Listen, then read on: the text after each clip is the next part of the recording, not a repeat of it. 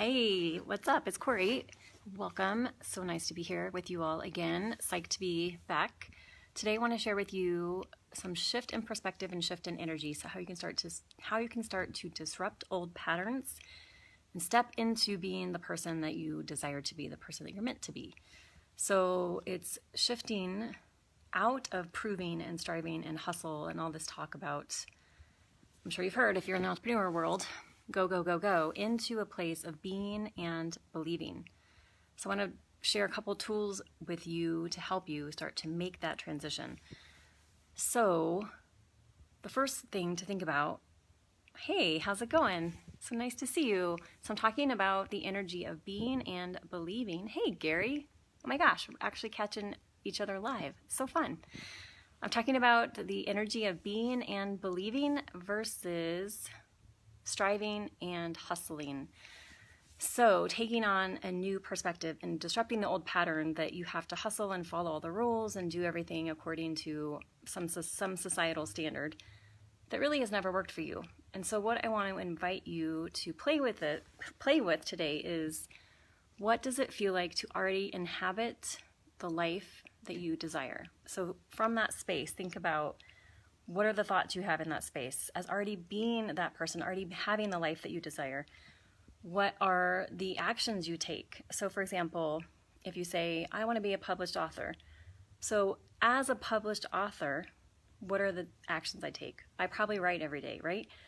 Maybe I submit a proposal to a different website or magazine every week.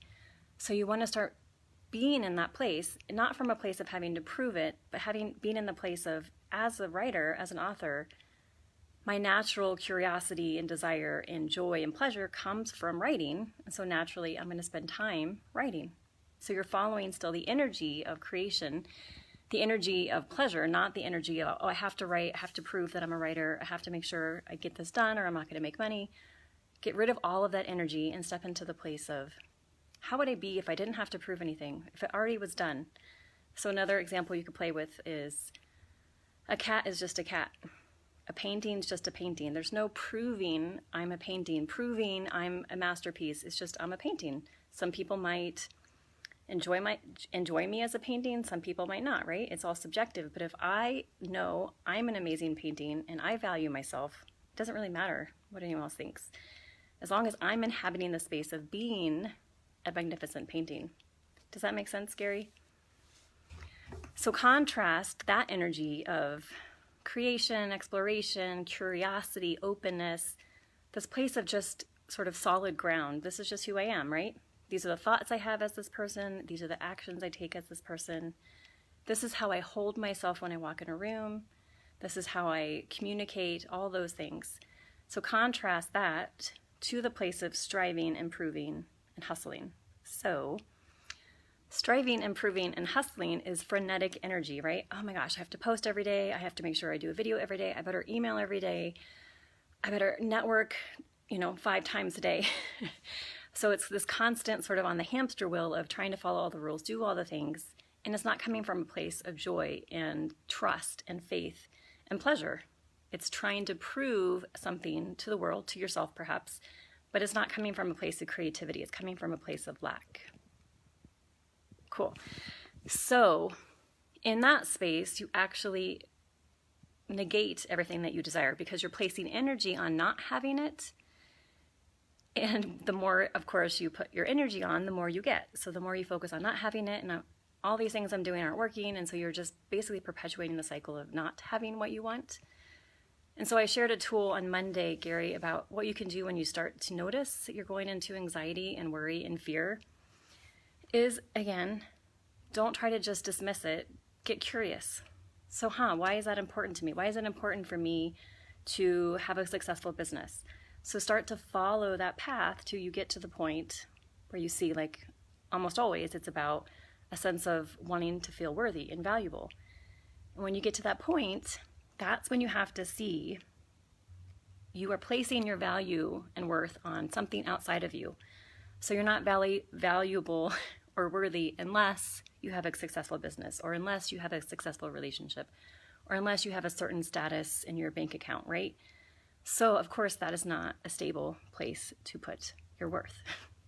And so what you need to shift is to get to the place where you can hold your sense of worth no matter what.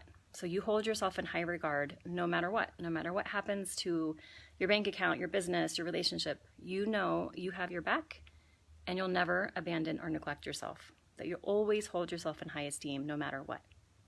And when that's the place where you feel like you are a masterpiece, right?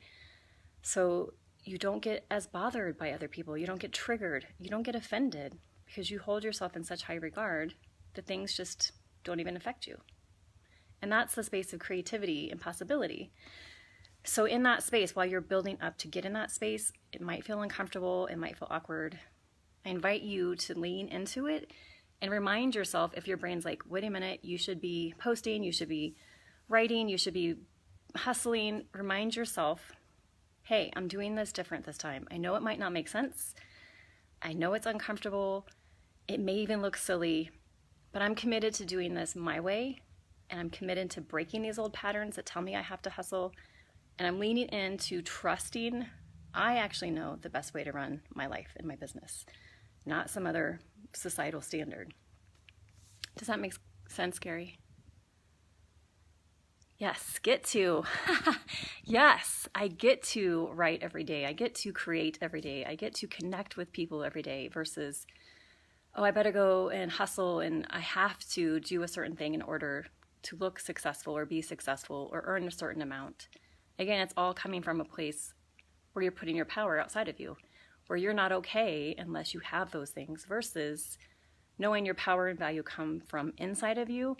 And you take that everywhere you go, and when you have that wherever you go, that's when you attract exactly what you desire. Yes, nice. Thanks, Gary. So that is what I invite you to actually practice, especially now that we're heading into the holidays, because holidays are a time where we get triggered a lot, especially around family. We start to revert to old patterns, old beliefs, old ways of being. So I invite you, when you're with family or with old friends, to really be hyper vigilant about your thoughts and beliefs, and notice when you're getting triggered, or notice when you're having some old sort of negative thoughts come in when you're around certain people. And just, again, be curious. I wonder what that's about. Why is it important to me that this person believe what I believe, right? Whatever it is, start to play with it so you can hold yourself at the end of the night, at the end of the conversation, in high regard, and not leave a complete mess, and not leave feeling bad about yourself, not leave feeling like you weren't true to yourself, or you sort of hid or suppressed what you actually wanted to say. Be able to leave knowing I was actually completely honest and authentic and true to myself with every single person I talk to. Cool? All right, so that's my leaning into being what you desire to be, believing you're already there, letting go of all the striving and proving, and knowing when you hold yourself in high regard, you already are a masterpiece. So your value, again, and worth comes from you, not from anything or anyone outside of you. And that's when everything becomes much, much, much easier. All right, do you have any questions, Gary?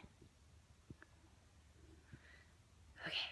Awesome. Well, have an amazing holiday. I'm so happy you joined me.